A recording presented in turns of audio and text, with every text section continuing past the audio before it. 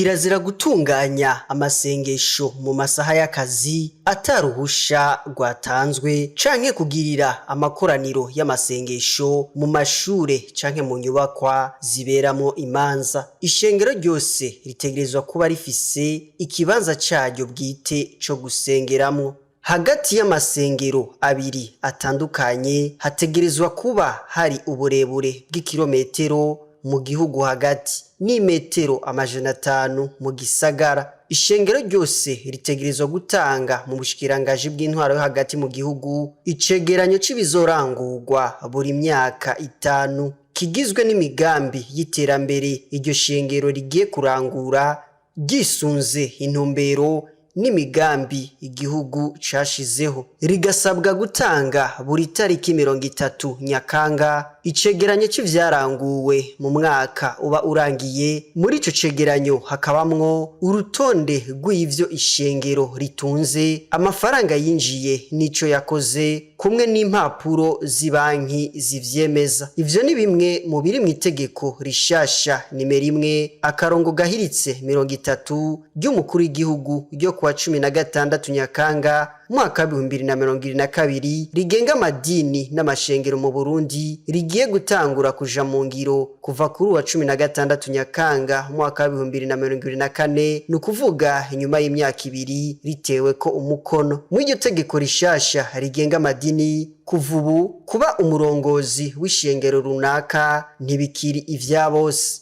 Userukira ishengero imbere y'amategeko kumwe n'icegera ciwe basabwa kuba bafise n'imiburiburi urupapuro rw'umutsindo rw'igice ca mbere c'amashure ya kaminuza batari munsi y'imyaka 30 y'amavuka. Bategerezwa kandi kuba bafise ubwenegihugu bw'u Burundi kandi baba mu Burundi. Nayo abarongozi b'ibibanza bisengerwamwo bategerezwa kuba barize ivyigwa ndoramana vya Bibiliya canke vy'ikorowani nkuko tubisanga mu ngingo ya 54 y'iryo tegeko. Iryo tegeko ntiryasize inyuma ibijanye n'inzego n'uburongozi mu mashengero, aho kuja mu burongozi bw'ishengero kutakiri ukwiyadukiza nkuko tubisanga mu ngingo ya 20. Abarongozi b'amashengero bazoshigwaho habanje kuba amatora, bagatwara mu kiringo c'imyaka 5 gishobora kwisubiriza. Mu gihe ico kiringo kirangiye ariko ntihaci hatunganywa amatora mu maguru masha, ubushikirangaji mu vyo bujejwe harimwo amashengero buzoca bwifatira ico kibazo mu minwe kugira amategeko yubahirizwe. Iryo tegeko nyene riragenga ibijanye n'amafaranga, yaba imfashanyo canke ubundi buryo bwose buza bugenewe amashengero, aho ubu bizosabwa ko buri shengero ritanga umuco ku nkomoko y'imfashanyo rironka.